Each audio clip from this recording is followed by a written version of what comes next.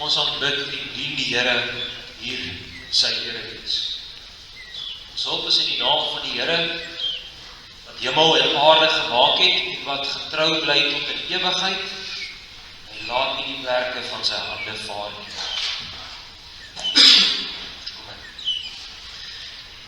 Genade, barmhartigheid, vrede van God ons Vader, en ons Here Jesus Christus, en die gemeenskap van die Heilige Gees. Amen. Ons loof die Here met Psalm 103. Daarvan sing ons die 3de en 4de strofes. Die Here doen reg, sing ons in die 3de strofes. Hy is die hoogste rigter. En dan sing ons in vers 4, waar Dorheid woon in velde ver geleë, het Moses klaar aanskou God se wonder weer, God se groot wonderdade, wat ook daarvan lees, Micha, God se regverdige verlossingsdade, en Israel sy diepe bondsbeleid. Israel sy diepe bondsbeleid betekenis God se verbond. God se wonderweë vir Israel het hy sy verbond opgerig. Dat die Here barmhartig en genadig en aanmoedig is. Maar daarop volg. Psalm 103 daarvan die 3de en die 4de strofes en dan gaan ons geloof saam bely.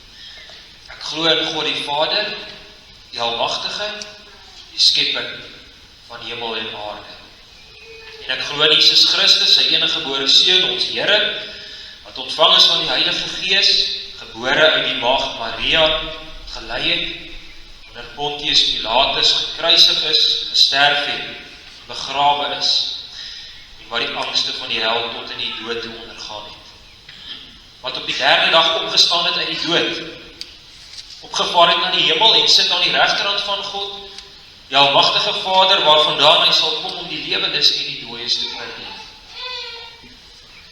Ek glo in die Heilige Gees, Ek glo aan 'n heilige, algemene Christelike kerk, die gemeenskap van die heiliges, die vergewing van sondes, die opstanding van die liggaam en 'n ewige lewe. Amen.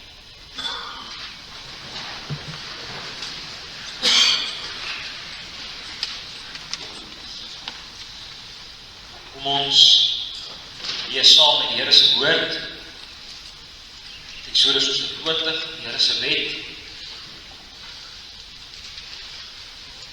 Ook in ag genome dat die Here al reeds sy volk verlos het. Hy het hulle al reeds uit Egipte verlos en uit die slawehuis uitgelei. En dan gee hy eers vir hulle sy wet, hoe om nou as sy verlostes te lewe. Toe het God al hierdie woorde gespreek en gesê, ek is die Here jou God, wat jou uit Egipte land, uit die slawehuis uitgelei het. Jy mag geen ander gode voor my aangesig hê. Jy mag vir jou geen gesneede beeld of enige gelykenis maak van wat bo die hemel is, of van wat onder op die aarde is, of van wat in die waters onder die aarde is nie. Jy mag jou voor hulle nie neerbuig en hulle nie dien nie, want ek, die Here jou God, is 'n jaloerse God. Maar die misdaad van die vaders besoek aan die kinders, aan die derde en aan die vierde geslag van die wat my haat. En ek bewys barmhartigheid aan duisende van die wat my liefhet en my gebooie onderhou. Jy mag die naam van die Here jou God nie uitelik gebruik nie, want die Here sal die een wat sy naam uitelik gebruik, nie ongestraf laat bly nie. Gedenk die Sabbatdag, dat jy dit heilig. 6 dae moet jy arbei en al jou werk doen, maar die 7de dag is die Sabbat van die Here jou God, dan mag jy geen werk doen nie, jy of jou seun of jou dogter, of jou diensknegt of jou diensmaagd, of jou vee, of jou vreemdeling wat in jou poorte is. Want in 6 dae het die Here die hemel en die aarde gemaak, die see en alles wat daarin is. En op die 7de dag het hy gerus. Daarom het die Here die Sabbatdag geseën en dit geheilig. Die Here jou vader en jou moeder wat jou daar verleng mag word in die land wat die Here jou God aan jou gee. Jy mag nie doodslaan nie. Jy mag nie egbreek nie. Jy mag nie steel nie. Jy mag geen valse getuienis teen jou naaste spreek nie. Jy mag nie jou naaste se huis begeer nie. Jy mag nie jou naaste se vrou begeer nie, of sy diensknegt, of sy diensmaagd, of sy os, of sy esel, of iets wat van jou naaste is. Ons antwoord, Psalm 92. Daarvan sing ons die 4de en die 5de strofes. Nou aan die begin van strofe 4 sing ons hier, hulle groei in pracht verskyn. Nou dit is die dwaases en die waansinniges, die goddeloses waarvan ons hierso sing. Hulle groei in pracht verskyning soos plante, groen en fris, terwyl hulle einde is verdelging en verdwyning. Maar U is hoog verhewe, die vyand Here moet val. Geen onregwerker sal ooit strafloos voor U lewe nie. Geen onregwerker sal ooit strafloos voor U lewe nie. Dan kan ons eie lewens in oënskou neem. Is ons nie ook maar onregwerkers in ons lewe van tyd tot tyd nie. En dan net in vers 5 kan die digter weer sing van my horing van vermoë. Dis net Christus wat ons hierdie kan laat sing. Krag, horing hy op krag. Psalm 92 strofes 4 en 5 en daarna gaan ons saam bid.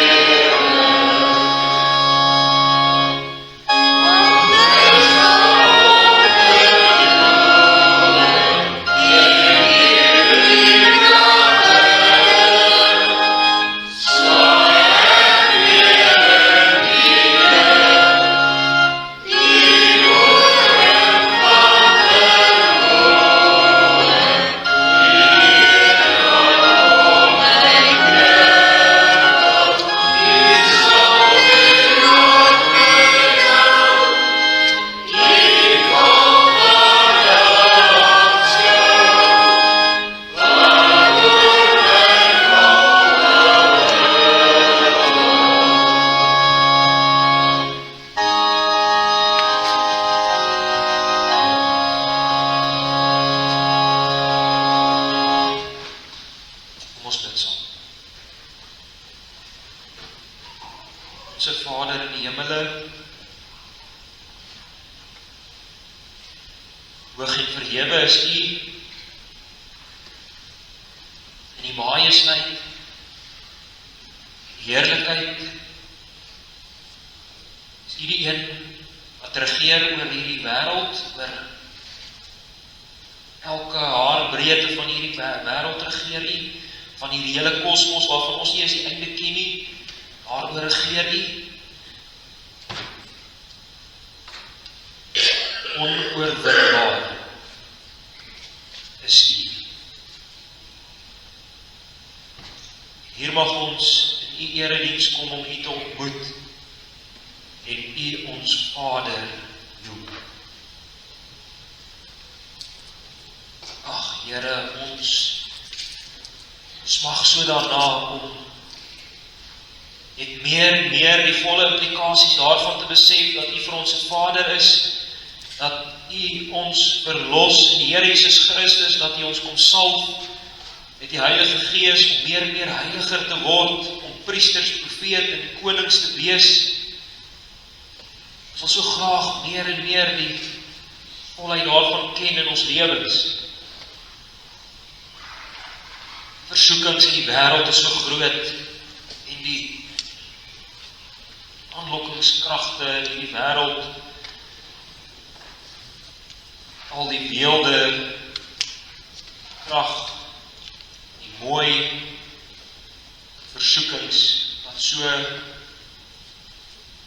inwerk op ons behoeftes. Dit is groot, Here. En hoe sal ons ooit kan staande bly sonder U? Sal geen oomblik kan staande bly nie, Here. Al dink ons partykeer so, weet ons, en is al die getuies en al die tekens daar dat ons nie sal kan vir 'n oomblik staande bly as U onsself aan hierdie wêreld oorgee. Smeek U dat U ons sal voed met U woord, mag ons U woord meer en meer ken en mag U woord meer en meer in ons gedagtes wees, dat ons dit sal oordink. Mag die verskillende dele van die woord meer en meer vir ons by mekaar kom, sodat ons U daaruit mag ken. As ons nou die woord gaan oopmaak, spreek U self nog, Here, U self deur die Gees, die woord verkondig, wil U so ons aan U laat verkleef raak, meer en meer.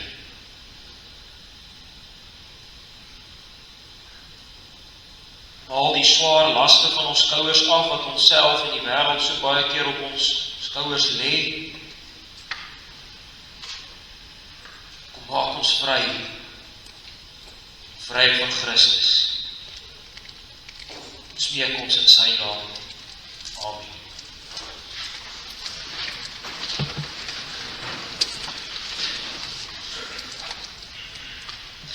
Psalm 24, daarvan gaan ons Strofes 2 en 3 sing. Wie sal die Godsberg op kan gaan en wie sal op sy top kan staan om skitter deur Gods heilighede? Dit wat ons nou in hierdie 2 strofes gaan sing, gaan ons ook lees in Micha 6. Kom ons sing Psalm 24, 2 en 3.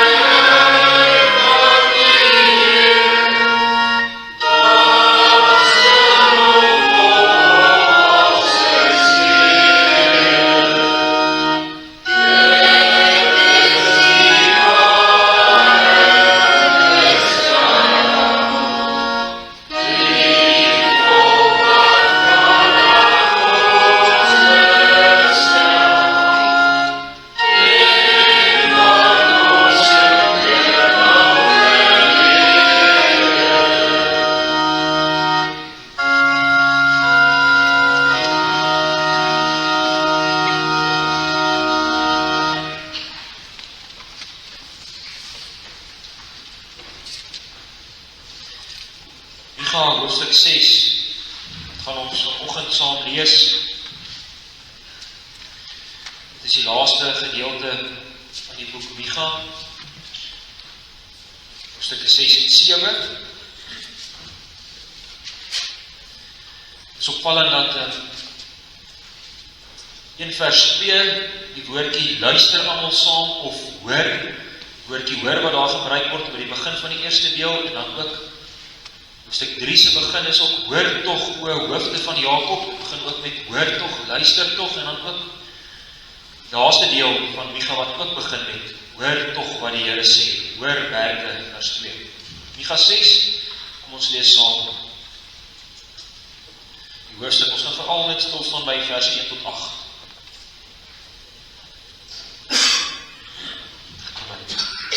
Hoor tog wat die Here sê, Micha 6 vers 1, hoor tog wat die Here sê, staan op, twis in teenwoordigheid van die berge, en laat die heuwels na jou stem luister.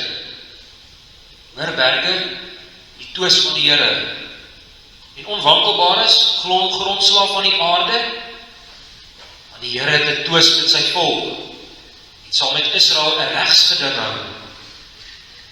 My volk, wat het ek jou aangedoen? En waarmee het ek jou vermoei? Antwoord my. Ja, ek het jou uit Egipte land laat optrek en jou uit die slawehuis losgekoop, en ek het voor jou uitgestuur Moses en Aaron en Miriam, my volk. Dink tog aan wat Balak, die koning van Moab, beraadslaag het, en wat Biliam die seun van Beor geantwoord het, en wat gebeur het van Sittim af tot by Gilgal, sodat jy kennis kan dra van die regverdige dade van die Here. Waarmee sal ek die Here tegemoet gaan, en my buig voor die hoë God? Sal ek hom tegemoet gaan met brandoffers, met jare oud kalwers? Sal die Here welbehae in duisende ramme en 10.000 strome van olie? Sal ek my eerstgeborene gee vir my oortreding, die vrug van my liggaam vir die sonde van my siel? Hy het jou bekend gemaak, o mens, wat goed is. En wat vra die Here van jou anders, as om reg te doen, en liefde te betrag, en ootmoedig te wandel met jou God? Die stem van die Here roep tot die stad. Dit is heilsaam om die naam te vrees. Hoor die roede en wie dit bestel het. Is daar nog altyd in die huis van die goddelose skappe van onderrig en 'n skrale Eva wat vervloek is? Sal ek rein kan wees by 'n valse weegskaal en by 'n sak vol bedrieglike gewigte? Die rykies in die stad is vol geweld, en die inwoners daarvan spreek leentaal, en hulle tong is bedrog in hulle mond. So slaan ek jou dan ook met 'n smartelike wond, met verwoesting weens jou sondes. Jy sal eet maar nie versadig word nie, sodat jou honger in jou binneste bly. En jy sal wegbring sonder om iets te red, en wat jy red sal ek aan die swaard oorgee. Jy sal saai maar nie maai nie. Jy sal 'n lywe uitdra, maar jou nie met olie salf nie, en mos maak maar geen wyn drink nie. Maar die insettinge van Omri word onderhou, en al die werke van die huis van Agab.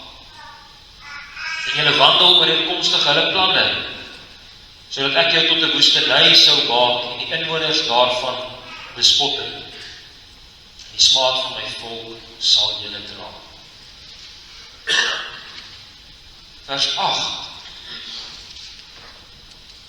Vers 6 op, waarmee sal ek die Here tegemoet gaan en my buig voor die hoë God? Er word 'n paar dinge genoem, en dan vers 8, hy het jou bekend gemaak, o mens, wat goed is. Wat vra die Here van jou anders as om reg te doen, en liefde te betrag, en ootmoedig te wandel met jou God?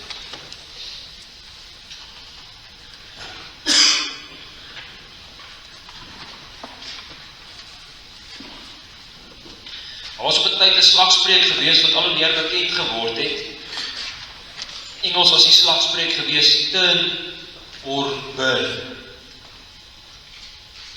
In Afrikaans is die bedoeling hiervan, turn bedoelende draai om, bekeer terug na die Here toe, of burn, brand, of anders sal jy brand in die hel. Dis wat hierdie slagspreuk sê. Verskoon my. Maar broer en suster, is dit werklik die taal van die skrif? Is dit werklik hoe iemand sy hart kan verander? Is dit werklik hoe jy 'n lewe van Godsvrees en met God wandel kan kry, deur so met iemand te praat, deur mense te dreig? Of dalk moet mense net meer en meer aanspoor om harder te probeer. Is dit dalk die weg wat moet gevolg word? Raas meer, wees kwaaier. Is dit wat die Here doen met sy kinders?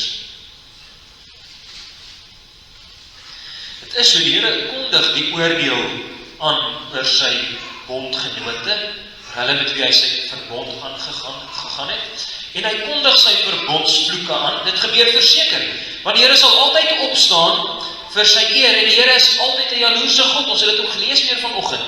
So hoe kan hy hierdie volk van hom net laat gaan, as hulle van hom af weggaan? Hy is jaloers vir hulle, dis syne. Hy sal alles in die stryd werk om hulle weer terug te bring. Al beteken dit ook ballingskap, sodat hulle geruk en geskit kan word om te sien.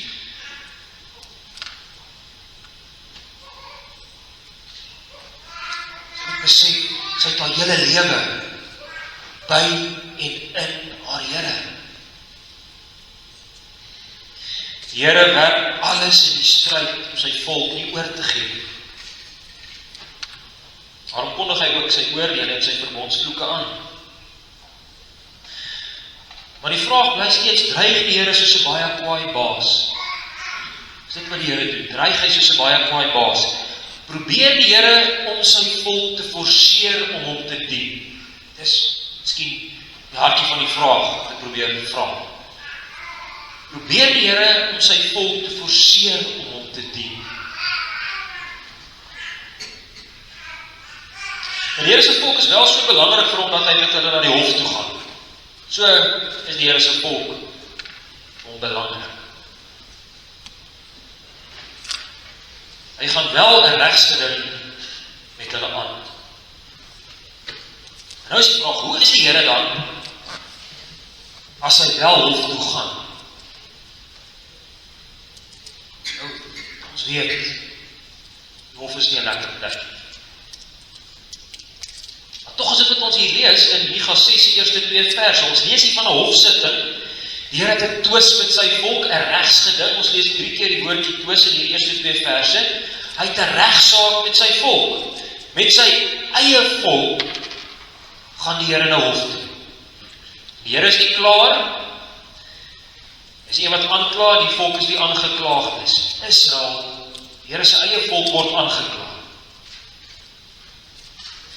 Nou wie is die getuies? Ons lees hier van alle muntige getuies.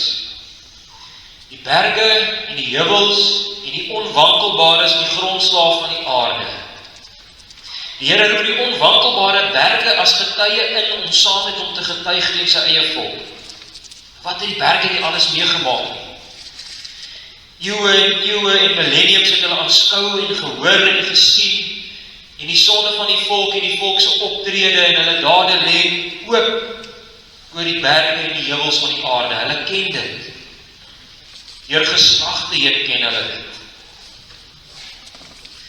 As die Here sy verbond oprig met sy volk, en lees ons ook 'n paar keer dat die Here die hemel en die aarde as getuies roep teen sy volk. So hierdie sê dat hier is 'n massiewe hofsaak. Fundamente van die aarde word ingeroep as getuie vir die woorde wat nou gaan volg in hierdie hofsaak. Die onwankelbare berge en die heuwels word ingeroep om te kom beaam oor dit wat nou gesê gaan word. Hier is 'n hofsaak wat die wêreld gaan volg. Gaan nie iewers in 'n hoekie gebeur nie. Oop en bloot vir die wêreld. Hoofnuus, elke kanaal sal dit uitgesaai word. Dit is 'n groot regsaak hierdie, 'n groot hofsaak. Dan begin die aanklaer sy aanklagte. Die klagstaat van die aanklaer begin om gelees te word. Nou is daar iets so wonderlik om op te merk in hierdie hofsaak, broer en suster. Waarmee begin jy die klagstaat? Lees ons hier van 'n lys van foute en sondes en oortredinge en misdade wat gedoen is deur die volk? Dis toch wat ons sou verwag nie, waar nie? Dis toch wat gebeur in 'n hofsaak? Die oortreding word genoem, en dan word daar genoem dat dit skuldig of onskuldig is, en dan word die straf uitgedeel, as dit skuldig is. Hoor broers en susters, hoor met watter wonderlike woorde begin hierdie hofsaak. In vers 3. Die aanklaer begin met my volk. Begin nie met jy het dit gesê, jy het dit gedoen en dit het jy verkeerd gedoen nie. Dit het my kwaad gemaak nie. Ja, dit begin nie so nie. Begin met my volk. Hier is die woorde van 'n hofsaak nie. Hier is baie eerder die woorde van 'n ouer tot 'n kind. My seun, my kind, my dogter. Of hier is die woorde van 'n huwelikspaar, my geliefde, my volk, my kind, my mense. Hoor jy die innigheid hoe hierdie hofsaak begin? My volk. En dit word weer herhaal in vers 5, maar lees ons dit ook weer. My volk.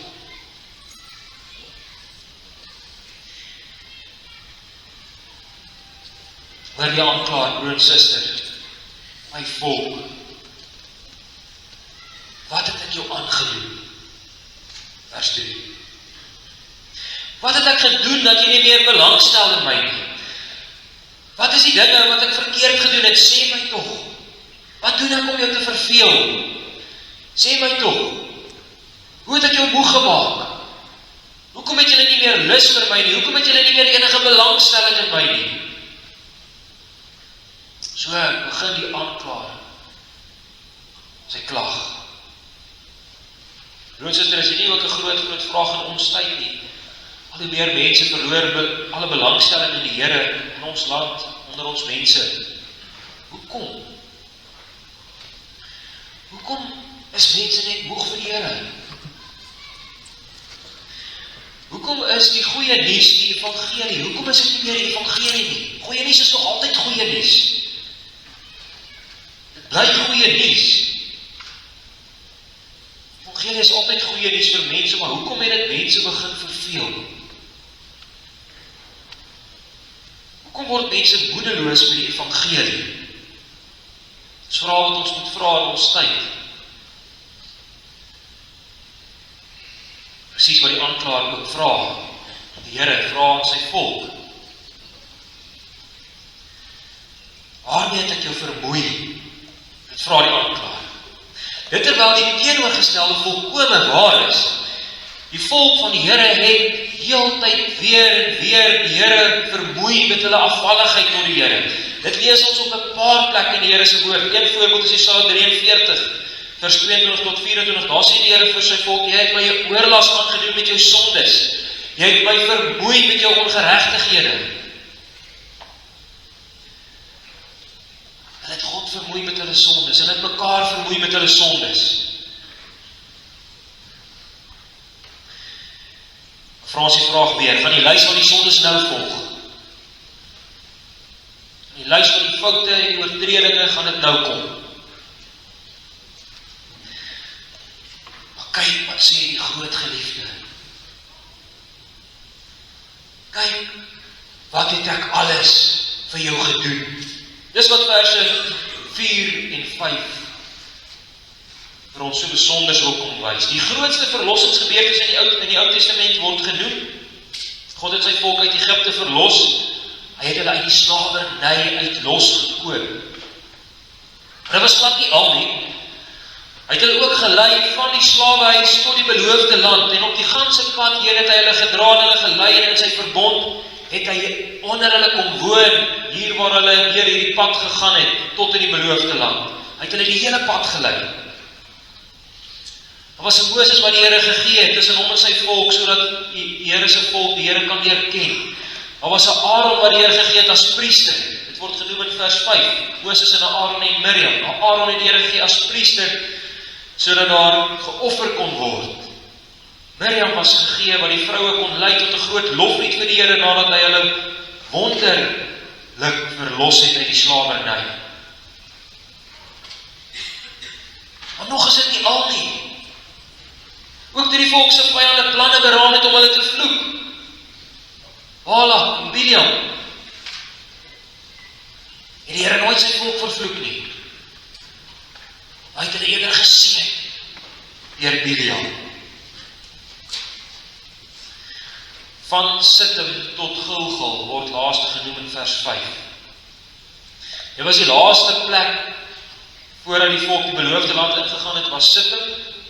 Toe gaan hulle deur die Jordaanrivier, droë grond trek hulle deur die Jordaanrivier, en toe is daar ook klippe wat hulle saamgeneem het, en die eerste plek waar hulle gekom het en waar die klippe opgerig het, was by Gilgal. Van Sittim tot Gilgal, in die land in, bring die Here hulle weer. Dwars deur die Jordaanrivier op droë grond. Van die begin tot die einde het die Here sy volk gelei. Dis ook die Here se belofte vir ons in sy woord. En kyk, ek is met julle al die dae tot aan die volëinding van die wêreld. Ek is met julle al die dae. Nêrens maar nooit lees ons in die woord dat ons die pad die laaste bietjie of die laaste helfte op ons eie moet stap nie. Nooit help die Here net halfpad nie. Sy regverdige dade word oral oor geskryf, waarmee vers 5 eindig, sodat jy kennis kan dra van die regverdige dade van die Here. Dis wat die volk ingeprent word deur Micha, die Here se profeet. Sodat jy kennis kan dra van die regverdige dade van die Here. En hierdie kennis kan dra, dis nie net kennis van wat hulle moes weet, en dit gou moes leer uit 'n boek uit, en dan geskiedenis van eksamen moes gaan skryf, en dan die eksamen gaan slaag. Dis nie wat hierdie kennis beteken. Hierdie kennis beteken is 'n kennis om hulle te verander. Hulle moes hulle self indink in daai situasie in, en hulle moes besef, dit is hulle wat daar deur gegaan het. Dis 'n kennis wat gaan oor 'n diepe verwondering oor die Here se groot dade. Wat tot bekering en geloof lei. Geloof in die Here. So kom die aanklaer met sy evangelie. Hy kom met sy evangelie na sy volk toe. Kyk, hoe was ek vir julle net goed van die begin tot die einde. So kom sê die Here.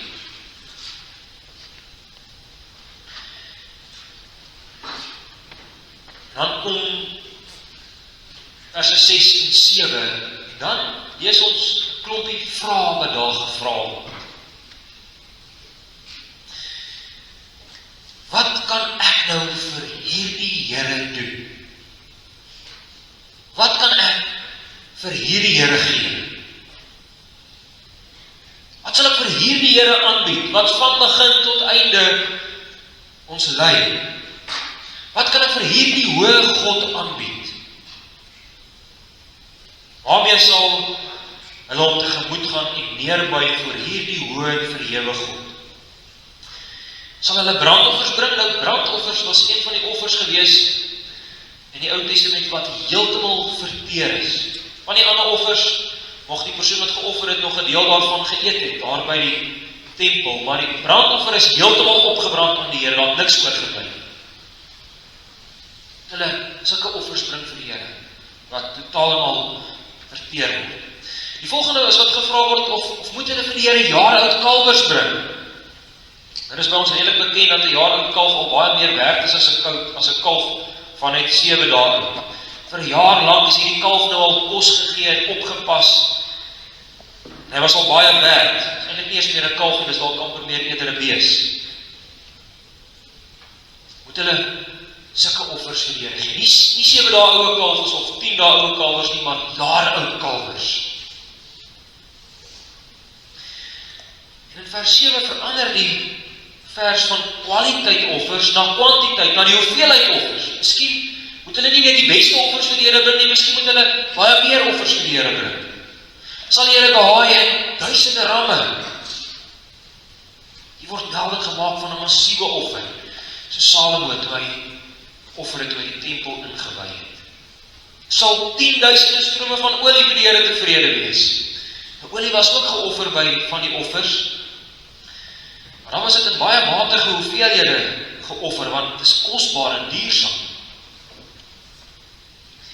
Hier vra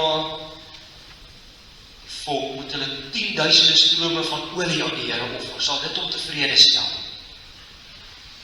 Dan eindig het in 'n klimaks. Sal ek my eersgebore kind aan die Here offer vir my sondes? Sal ek vir my kinders aan die Here offer vir my oortredinge? Sal dit genoeg wees? Hoe sal die Here tevrede gestel word? Een ding wat ons hier hoor, baie duidelik hoor, is desperaatheid. Hier is 'n groot desperaatheid. Selfs jou kind te gee, te offer aan die Here vir jou sondes. Sal dit die Here tevrede stel?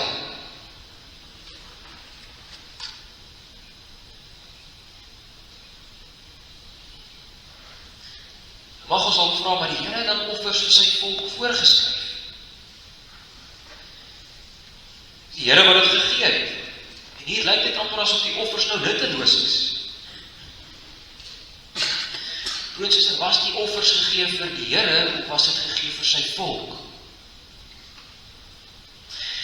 Die Here het die offers gegee vir sy volk, nie sodat hulle die Here daardeur kon verander, of sodat hulle die Here met die offers kon manipuleer nie.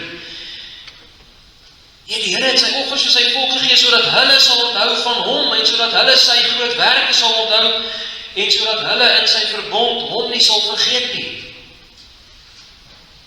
Die Here het nooit enige offerdier ooit nodig gehad nie. Ons gaan dit ook hier na sing in Psalm 50. Hy het behoefte aan niks nie. Die Here maak dit baie duidelik in hierdie verse. Die Here soek nie iets.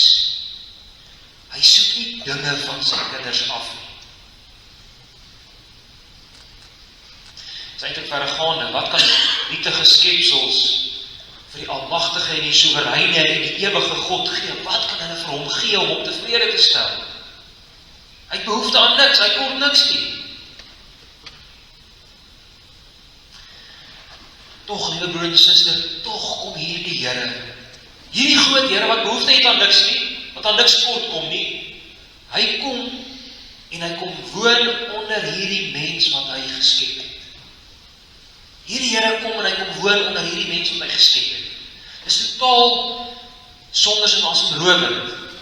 Hierdie groot en hoë God onder die mens kom woon. Nietige mense. Hy kom wandel tussen die mens en hy kom woon selfs onder die mense. Psalm 21, 121, daar sê, dit is die Here se rusplek. Hier onder die mens.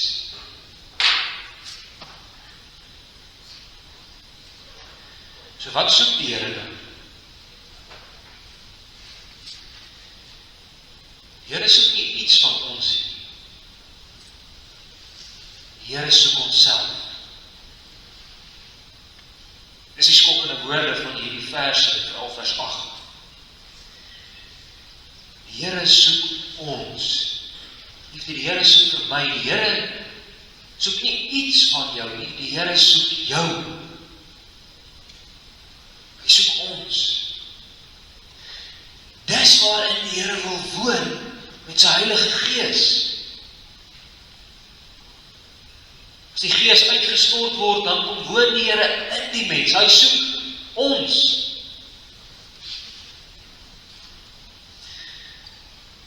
Dan gryp ek hierdie verse 6 tot 8. Die Here soek nie iets van ons nie. Hy soek 'n lewe wat met alles wat ons sê en dink en doen aan hom en aan ons naaste gewy is.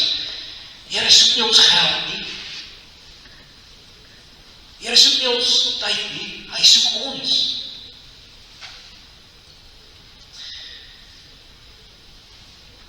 Hierdie vers 8 is grypende woorde wat ons hierso lees. Hy het jou bekend gemaak oor mens. Hierdie woord oor mens is oor Adam, oor mensekind, oor stoffie wat goed is. En wat vra die Here anders as om net te doen wat reg is? Wat reg is, troue liefde te bewys en om nederig of ootmoedig die pad saam met jou God te loop.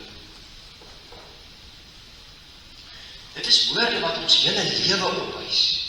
Om reg te doen in alles wat jy doen, om lief te hê, oral waar jy gaan en om die pad saam met jou God te stap. Om reg te doen is om altyd die regte dinge te doen. Kom ons wees eerlik, doen ons altyd die regte dinge, geen stelligheid nie. Die armes doen ons reg. En ons naaste elke dag doen ons nie die regte dinge. Troue liefde is ons altyd aanhoudend lief. Vir hulle saam met ons in die huis, saam met wie ons bly elke dag. En oor ons vyande self is ons lief vir hulle. Loop jy die pad nederig saam met jou God? Ons word maklik opstandig teenoor die Here. Waar die dinge maar net 'n bietjie swaar gaan, dan is ons diepe worstelinge in onsself oor, hoe is dit reg dat die Here nou hierdie swaar kry oor my pad kan bring? Of waar is die Here se liefde nou? Loop jy die pad nederig saam met jou God in elke besluit, elke ding wat jy beplan, elke ding wat jy doen, saam met jou God?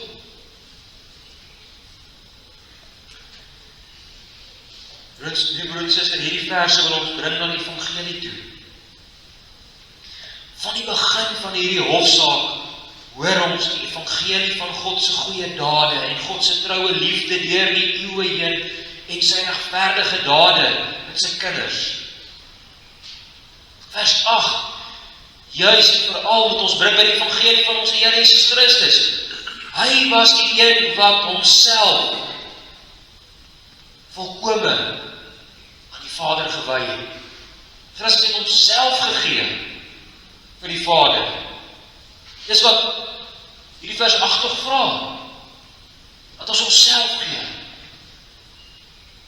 Maar dit is onmoontlik in onsself. Dit is onmoontlik.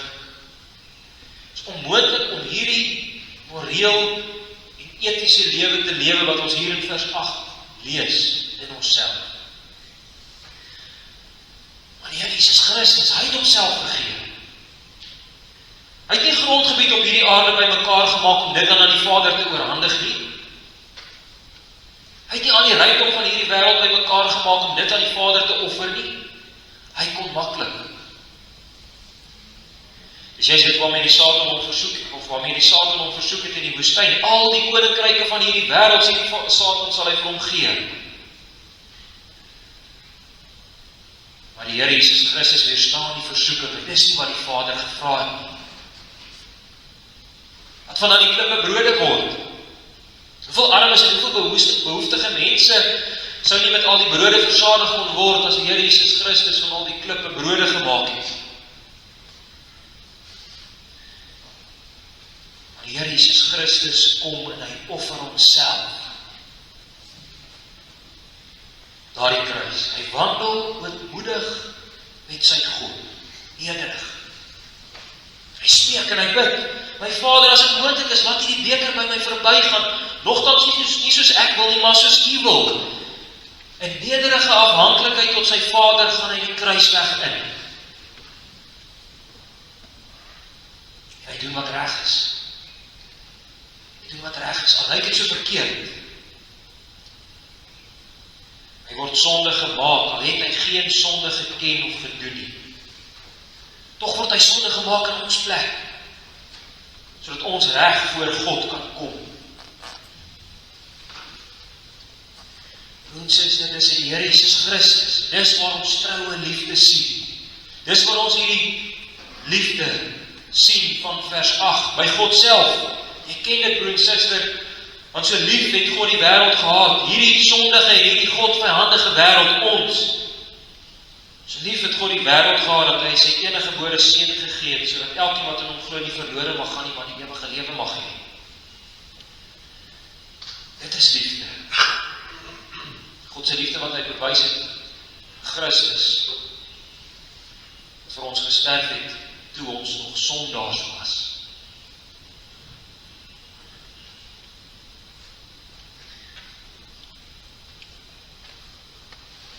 Dan nadat die Here Jesus opgestaan het en die dood uit en opgevaar het, stort hy sy Heilige Gees op die kerk uit. En dan kom hierdie Heilige Gees, en hierdie Gees kom en hy plant ons in Christus in. En alles wat die Gees doen, gaan oor Christus. En hy laat Christus meer en meer gestalte kry in ons, die Heilige Gees wat in ons uitgestort is. En dan begin ons om bietjie vir bietjie onsself aan die Here te gee. Meer ons Christus se heerlikheid sien deur die Heilige Gees, hoe meer word ons self bietjie vir bietjie verander van heerlikheid tot heerlikheid. Dis dit Christus. En ons sien dit meer en meer sy goeie dade raak vir ons en in ons, en dan word ons in staat gestel om die regte ding te doen. Die regte ding van vers 8. Dis die Gees wat dit in ons werk, broer en suster. Dis in Christus wat ons kan gaan lief hê, selfs ons vyande. Want ons oorvloedige liefde aan ons bewys deur die Vader in Christus. Dis in Christus wat ons nederig die pad saam met ons God kan loop. Dan is nie meer my koninkryk nie, maar hy wat sy koninkryk nou in my kom oprig deur sy Gees.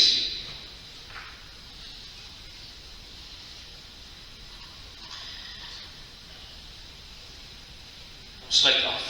Die regverdige, die verlossingsdade van die Here is wat ons moet ken. Mag ons dit meer sien, mag ons dit meer beleef. Die Here het werklik alles gegee vir sy volk. Dit is wel onbeskryflik lief, hy is vir sy kerk onbeskryflik lief. Dat ons deur die Gees gelei word om God se groot dade te ken. Mag ons dan deur die Heilige Gees gelei word om ons liggaam, om onsself aan hom te offer. Forseer die Here ooit sy kinders? Nee, glad nie. Die Here kom oortuig deur sy liefde en sy reg. Hy gee alles. Hy gee homself. Die Here gee alles wat nodig is om in hierdie verbondsverhouding saam met ons Here te wandel. Om ootmoedig, nederig die pad met ons God te loop. Ons aan hom te offer. Amen. Ons sing dan in Psalm 50. Wat van 4de en 5de stroof is. Die Here het geen behoefte aan enige offer nie. Hy het dit nie nodig nie. Offers was nie gegee vir hom nie, maar vir sy volk. Hulle moes die offer onthou wat sou betaal. Offer van Christus. Psalm 50, vers 4 en 5 en dan gaan ons saam bid.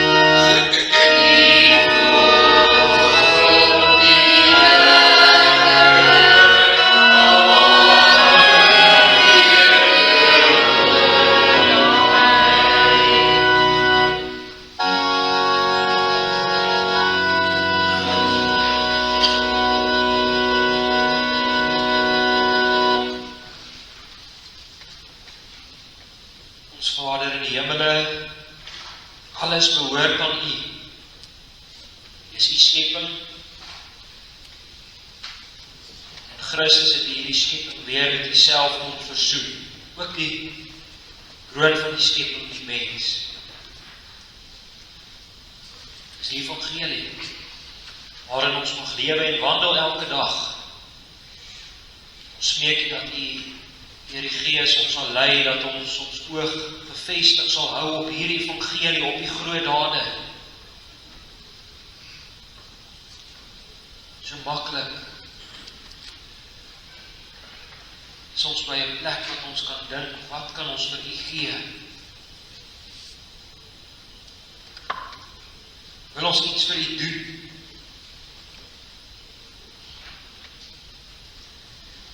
Die grootste offer mis ons, die offer van ons eie liggame. Mag U so in Christus en deur die Gees in ons kom werk, dat ons onsself aan U sal offer. Alles wat ons dink, alles wat ons sê, elke dag, met alles wat ons doen, oral wat ons voetstappe loop, wat ons hande vat, mag dit alles 'n offer aan U wees. U het ons immers vrygekoop van die slawerny, van die nietige bestaan van die sonde. O Here, kom oortuig ons, dat dit nie vir ons 'n las is om vir U te lewe nie. Oortuig ons, meer en meer, dat by U die lewe is, en wat weg van U af is die dood. Kom met die evangelie, o Here, en mag U dan so in ons werk, alles 'n offer vir U sal wees, ja, selfs dat ons kinders vir U sal offer. Dat ons hulle nie sal offer vir die sport, vir die wêreldse genietinge nie, maar dat ons hulle sal offer vir U. Dat ons hierdie evangelie, hierdie goeie dade van U, vir hulle sal inprent. Dat hulle Christus in sy heerlikheid mag ken, van 2-jarige ouderdom verder. Stel ons in staat, Here. Ons het die evangelie so nodig. Nodig om U te ken. Wees ons as 'n gemeente genadig.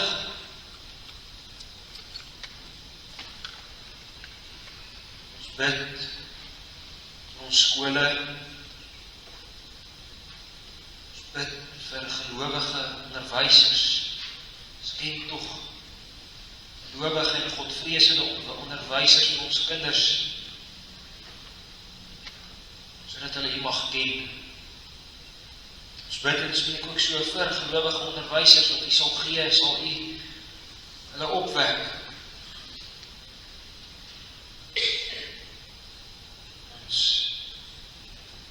Dat ons werke, skeping sal oppas.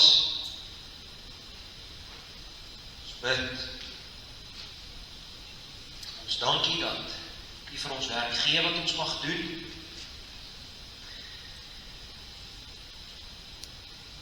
Ons bid vir ons huwelike, elkeen wat hier in die huwelik geroep het, sal onderskraag, sal versterk, en hierdie evangelie van Christus sal inplant om meer en meer te bedien en lief te hê. Mag ons Christus se verhouding met sy kerk afbeeld in ons huwelike. Ons bid vir die diakonievergadering nou hierna, dat U dit ook mag seën en U naam so geëer mag word, dat die kerk meer en meer so versier mag word, die goeie werke wat U vir ons voorberei het. Ek tog in die broeders diakens, ywer, krag, gee tog so alles wat nodig is, sodat hulle ons mag toerus as gemeente, om in liefde met mekaar, tot mekaar te groei. Skenk hulle tog die wysheid wat nodig is, Here, vul hulle met die Heilige Gees, elke diaken.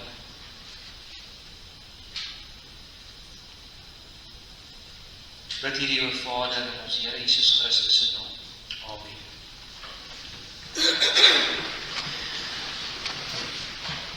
Kom ons sing nou Psalm 5, daarvan die 6de en die 7de verse. offer, dank en prys aan God. Daarom stuur die Here ons weg, met sy wegstuur seën, en kan ons ook liefdegawes aan die Here afneem.